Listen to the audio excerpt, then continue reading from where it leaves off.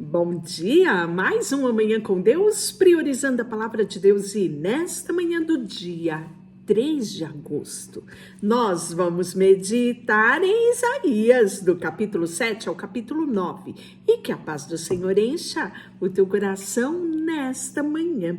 Capítulo 7 é a profecia de Israel e Síria, isso mesmo. Sucedeu que nos dias de Acaz, filho de Jotão, filho de Uzias, rei de Judá, que Rezim, rei da Síria, e Peca, filho de Remalias, rei de Israel, subiram a Jerusalém para pelejarem contra ela. Porém, não prevaleceram contra ela. Então, você já está vendo um choque aqui, né, de reinados. Pois bem, isso está muito bem discriminado, essa realidade, em 2 Reis, capítulo 16, 5. E está também registrado em 2 Crônicas 28, lá no versículo 5 em diante.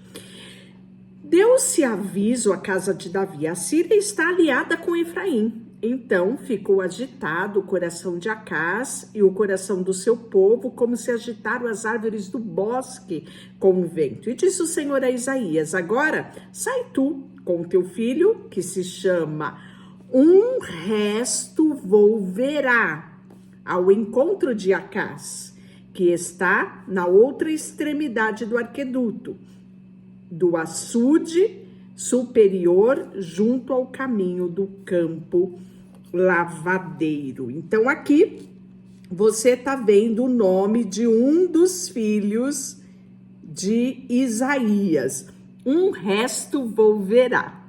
Isso era algo muito característico do relacionamento do profeta com Deus, porque quando o profeta casava, que ele tinha filho, o nome dele era dado por Deus e significava algo que estava acontecendo naquela época. Então, o filho do profeta era uma palavra profética, né? Ali ao vivo e a cores, estampado, para que todo o povo soubesse qual era o propósito de Deus e a vontade de Deus. Então, todas as vezes que chamavam o nome daquele menino, era para sacudir o povo de Judá, lembrando a eles, né, a profecia de Deus sobre eles. Então, e disse-lhe: acautelai-vos e aquietai-te, não temas, não te desanimes teu coração por causa desses dois tocos de tição fumegantes. Olha como ele fala sobre os dois reis aqui que se levanta contra Judá, por causa do ardor da ira de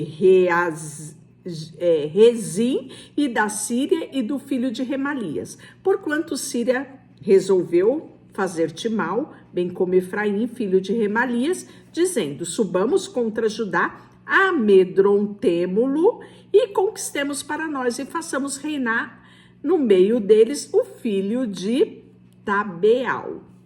Assim diz o Senhor Deus: não, isso não subsistirá. Nem tampouco acontecerá, mas a capital da Síria será Damasco, e a cabeça de Damasco, Rezim, e dentro dos 65 anos, Efraim será destruído e deixará de ser povo. Entretanto, a capital de Efraim será Samaria. A cabeça de Samaria, o filho de Remalias, se não credes, certamente não permanecerá. E aí, nós vamos ter uma promessa, né, a respeito de Emanuel. E vamos pontuar aqui que Isaías foi um dos profetas que mais trouxe profecia a respeito do Messias, tá? Nós vamos ver diversas profecias a respeito da vinda do Messias, né? Da vinda de Jesus. E ele fala assim: continuou o Senhor a falar a Acaz, dizendo: pede ao Senhor teu Deus um sinal, que seja embaixo ou nas profundezas, ou em cima nas alturas. Acaz, porém, disse: não pedirei, nem tentarei ao Senhor. Então disse o profeta: ouvi agora, ó casa de Davi, acaso não vos basta fadigardes os homens, mas ainda fadigais também ao seu Deus? Portanto, o Senhor mesmo vos dará um sinal. Olha só o sinal: eis que a virgem conceberá e dará à luz a um filho, e lhe chamará Emanuel. Essa profecia se cumpriu, né? E está relatada lá em Mateus capítulo 1, versículo 23. Emanuel, Deus conosco. Foi Jesus. Isso. Na verdade, ele comerá manteiga e mel quando souber desprezar o mal e escolher o bem. Na verdade, antes que esse menino saiba desprezar o mal e escolher o bem, será desamparado a terra ante cujos 2 reis tu tremes de medo. E aí, males sobre Jerusalém, né? Então, você está vendo diversos assuntos num só capítulo, que é o capítulo 7. Mas o Senhor fará vir sobre ti, sobre o teu povo, sobre a casa do teu pai, por intermédio do rei da Síria, dias tais quais nunca vieram, desde o dia em que Efraim se separou de Judá. Portanto, há de acontecer que naquele dia sobeará o Senhor as moscas que há no extremo do rio do Egito e as abelhas que andam na terra da Síria. E eles virão, pousarão todos num vale profundo das fendas da rocha, em todos os espinhos e em todos os pátios. E naquele dia repartirá o Senhor com uma navalha alugada do outro lado do rio, a saber, por meio do rei da Síria, a cabeça e os cabelos das vergonhas, e tirarás também a barba. Naquele dia, sucederá que um homem manterá apenas uma vaca nova e 2 ovelhas, e será tal a abundância de leite que elas lhe darão, que comerá manteiga e mel, comerá todo o restante no meio da terra. Também naquele dia, todo lugar em que houver 1000 vides, do valor de 1000 siclos de prata, será para espinheiros e abrolho. Com flechas, arcos se entrará aí, porque os espinheiros e os abrolhos cobrirão toda a terra. Quando todos os montes que os homens costumam sachar, para ali não irás por temeres, os espinhos e os abrolhos serão para os pastos dos bois e para serem pisados de ovelhas. E aí nós vamos ver no capítulo 8 a invasão dos assírios. Disse-me também o Senhor: toma uma ardósia grande e escreve nela de maneira inteligível: rápido despojo, presa segura.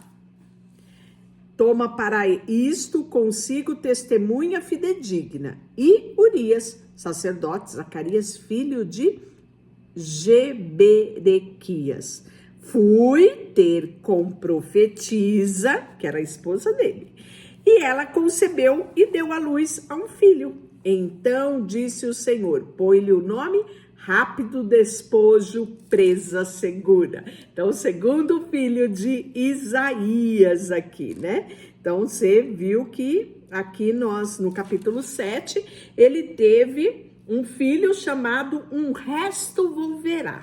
E agora, o segundo filho, rápido despojo, presa segura. Porque antes que o menino saiba dizer meu pai ou minha mãe, serão levadas as riquezas de Damasco e o despojo de Samaria, diante do rei da Síria.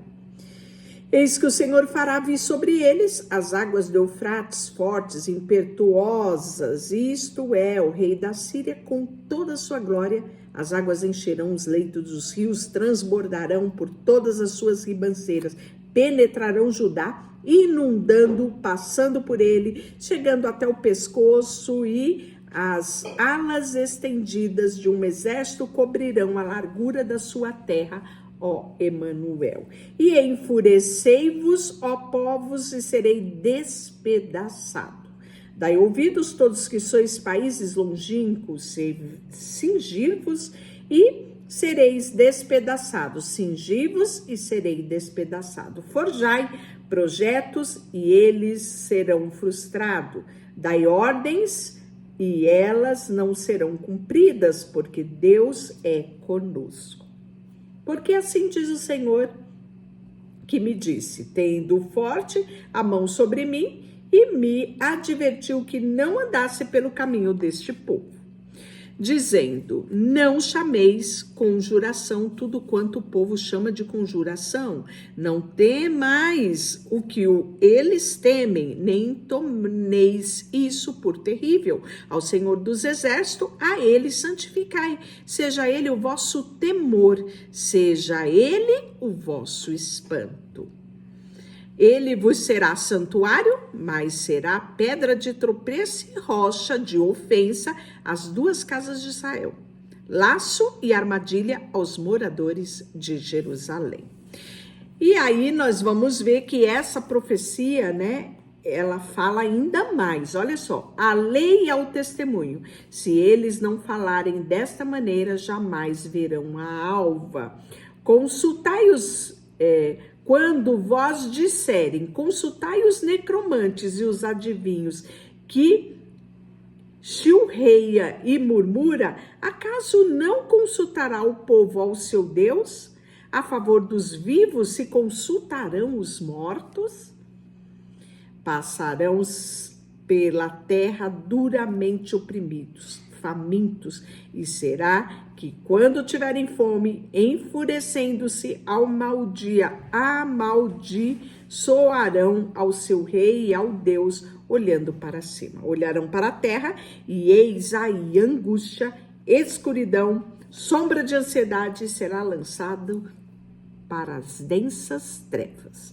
Capítulo 9, nós vamos ver mais uma vez profeta Isaías falando sobre o Messias. Mas para a terra que estava aflita, não continuará a obscuridade.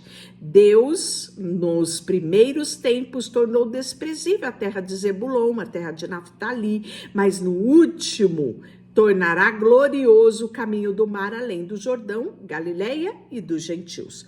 O povo que andava em trevas viu uma grande luz, e aos que viviam na região da sombra da morte, resplandeceu-lhe uma luz. Olha que coisa linda, né? Essa profecia vai se cumprir em Mateus 4, isso, vai falar sobre isso, 4, 15 e 16, e também está relatado em Lucas 1, 7 e 9. Tens multiplicado este povo, a alegria lhe aumentaste. Alegram-se eles diante de ti, como se alegraram na ceifa e com exultaram quando repartem os despojos. Porque tu quebraste o jugo que pesava sobre eles e a vara que lhe feria os ombros, o cetro do seu opressor, como no dia dos midianitas. Porque toda bota com que anda o guerreiro no tumulto da batalha e todas as vestes revolvidas de sangue serão queimadas e servirão de pasto ao fogo, porque um menino nos nasceu, um filho se nos deu, o governo está sobre os seus ombros e o seu nome será Maravilhoso, Conselheiro, Deus Forte, Pai da Eternidade e Príncipe da Paz. Que extraordinário, não é? Pois bem, para que aumente o seu governo e venha paz sem fim sobre o trono de Davi, sobre o seu reino, para estabelecer e firmar, mediante a juízo e a justiça, desde agora para sempre. O zelo do Senhor dos Exércitos assim o fará. Profecia que se cumpriu, né, no relato lá de Lucas, capítulo 1, versículo 32 e 33. E profecia contra o reino de Israel. O Senhor enviou a palavra contra Jacó e ela caiu em Israel. Todo o povo saberá, Efraim, moradores de Samaria, em que a soberba e a altivez do coração diz, e os tijolos ruíram por terra. Mas tornemos a edificar com pedras lavradas. Cortaram os sicômoros, mas por cedro os substituiremos. Portanto, o Senhor suscita contra ele o adversário de Rezim e instiga inimigos. Do Oriente vem os sírios, do Ocidente, filisteus, e devora Israel com a boca escancarada. Com tudo isso, não se aparte a sua ira, e a mão dele continuará ainda estendida. Todavia, este povo não se voltou para quem o fere, nem busca o Senhor dos exércitos. Pelo que o Senhor corta de Israel a cabeça e a cauda, a palma, o junco, no mesmo dia. Os anciões, os homens de respeito, e a cabeça. Profeta que ensina mentira é a cauda, porque os guias deste povo são enganadores, e os que eles dirigem são desvorados. Pelo que o Senhor não se regozija com os jovens dele e não se compadece dos seus órfãos, das suas viúvas, porque todos eles são ímpios, malfeitores, e toda boca profere doidices. Com tudo isso, não se aparta da sua ira a mão dele, e continua ela ainda estendida. Porque a maldade lavra como fogo, ela devora os espinheiros, abrolhos, acende brenhas do bosque, e estas sobem em espessas nuvens de fumaça. Por causa da ira do Senhor dos Exércitos, a terra está abrasada, e o povo é pasto do fogo, e ninguém poupa o seu irmão. Manassés ataca Efraim, Efraim ataca Manassés, ambos juntos atacam Judá. Com isso, não se aparta da sua ira, e a mão dele continuará ainda estendida. Deixa eu orar por você, Senhor, nesta manhã. Colocamos diante de Ti o nosso coração, a nossa vida, tudo que temos e tudo que somos. E pedimos que o Senhor conduza os nossos passos. Nos ensina, Senhor, a sermos sensíveis à Tua voz e a reconhecermos que somos pecadores e que precisamos de Ti. Colocamos diante de Ti tudo que temos e somos. Em nome de Jesus, amém. E Deus te abençoe. Não esqueça de curtir o vídeo, dar aquele joinha, compartilhar e se inscrever aqui no canal. Deus te abençoe.